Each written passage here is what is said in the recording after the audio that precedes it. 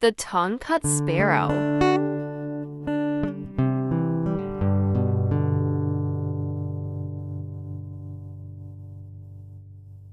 In a little house in a little old village in Japan lived a little old man and his little old wife.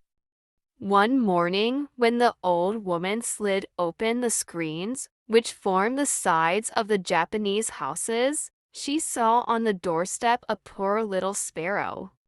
She took him up gently and fed him. Then she held him in the bright morning sunshine until the cold dew was dried from his wings. Afterward, she let him go, so that he might fly home to his nest, but he stayed with her to thank her with his songs. Each morning, when the pink on the mountain tops told that the sun was near, the sparrow perched on the roof of the house and sang out his joy. The old man and woman thanked the sparrow for this, for they liked to be up early and at work. But near them lived a cross old woman who did not like to be awakened so early. At last she became so angry that she caught the sparrow and cut his tongue. Then the poor little sparrow flew away to his home. But he never could sing again. When the kind woman knew what had happened to her pet, she was very sad. She said to her husband, "Let us go and find our poor little sparrow." So they started together and asked of each bird by the wayside, "Do you know where the tongue-cut sparrow lives? Do you know where the tongue-cut sparrow went?" In this way they followed until they came to a bridge. They did not know which way to turn, and at first could see no one to ask. At last they saw a bat, hanging head downward, taking his daytime nap. "Oh, friend bat, do you know where the tongue-cut sparrow went?" "Yes." "Over the bridge and up the mountain," said the bat. Then he blinked his sleepy eyes and was fast asleep again. They went over the bridge and up the mountain, but again they found two roads and did not know which one to take. A little field mouse peeped through the leaves and grass, so they asked him, "Do you know where the tongue-cut sparrow went?" "Yes." "Down the mountain and through the woods," said the field mouse. Down the mountain and through the woods they went, and at last came to the home of their little friend. When he saw them coming, the poor little sparrow was very happy indeed. He and his wife and children all came and bowed their heads down to the ground to show their respect. Then the sparrow rose and led the old man and the old woman into the house, while his wife and children hastened to bring them boiled rice, fish, and cress. After they had feasted, the sparrow wished to please them still more, so he danced for them what is called the sparrow dance. When the sun began to sink, the old man and woman started home.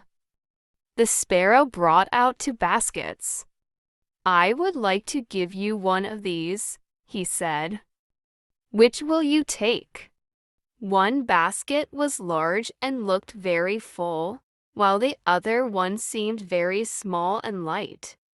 The old people thought they would not take the large basket, for that might have all the sparrow's treasure in it, so they said, "The journey home is long, so please let us take the smaller one."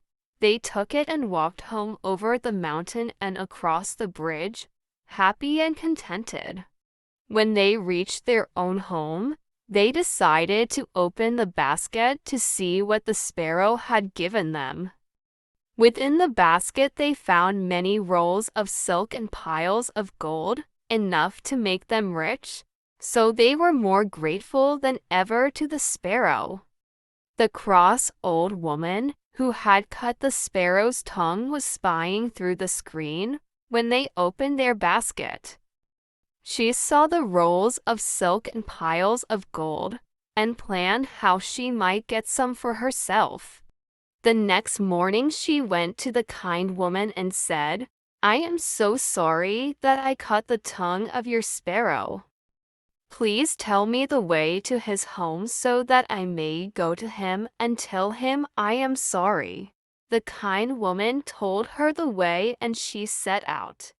She went across the bridge, over the mountains, and through the woods. At last she came to the home of the little sparrow. He was not so glad to see this old woman, yet he was very kind to her and did everything to make her feel very welcome. They made a feast for her, and when she started home the sparrow brought out 2 baskets as before. Of course the cross old woman chose the large basket, for she thought that would have even more wealth than the other one. The basket was very heavy and caught on the trees as she was going through the wood.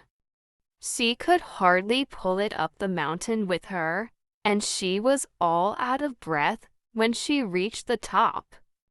She did not get to the bridge until it was dark. She was so afraid of dropping the basket into the river that she scarcely dared to step. When at last she reached home she was tired out, but she pulled the screens tightly closed so that no one could look in, and opened her treasure. Treasure indeed! A whole swarm of horrible creatures burst from the basket the moment she opened it. They stung her and bit her, they pushed her and pulled her and scratched her.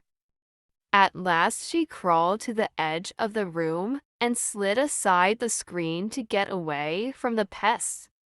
The moment the door was opened, they swooped down upon her, picked her up, and flew away with her. Since then nothing has been heard of the old woman.